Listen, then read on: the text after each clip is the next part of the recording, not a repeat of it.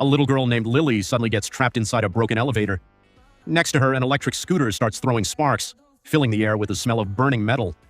Everything is silent, and none of the elevator buttons work. Terrified, Lily calls her mother, Sarah, for help. But Sarah is at a nail salon getting her nails done.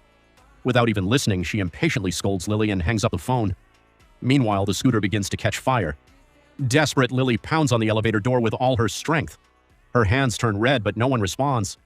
With her last bit of hope, she calls her grandmother, Evelyn, and screams, "Grandma, save me! The elevator won't open!" Evelyn panics and immediately asks where she is trapped. But at that exact moment, the scooter collapses into flames. The situation gets worse as the elevator suddenly starts dropping and slamming against the walls. The violent shaking knocks Lily unconscious. Evelyn's blood pressure rises in fear.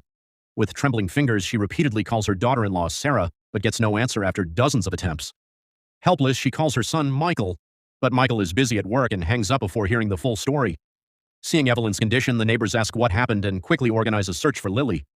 Inside the elevator, the fire keeps spreading. Every second, the smoke grows thicker.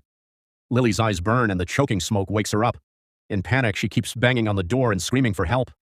On the other side, Evelyn rushes to the company where Sarah is supposed to be working, but when the door opens, she discovers Sarah isn't there at all. At that moment, a neighbor calls and says that security cameras in the residential area show Sarah leaving with Lily that morning and never returning. That means Lily has been trapped in the elevator for a very long time.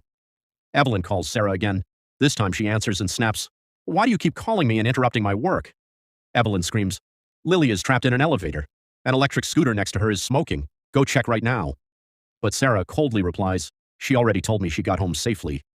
Evelyn cries, "You're lying." Sarah hangs up in annoyance.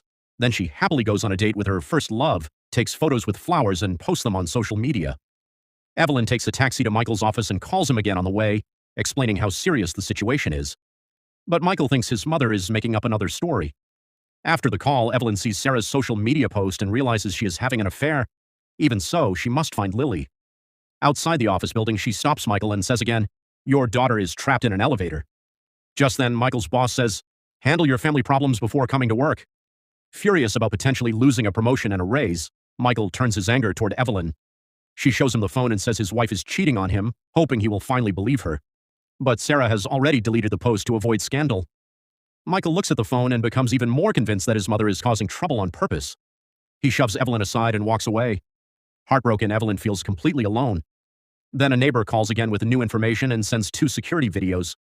In the first video, Sarah gives Lily $10 and leaves her to go home alone. In the second video, Sarah is seen on a date with her former lover. Evelyn breaks down and cries, "But she's your own daughter." Meanwhile, inside the elevator, Lily's strength is almost gone, and no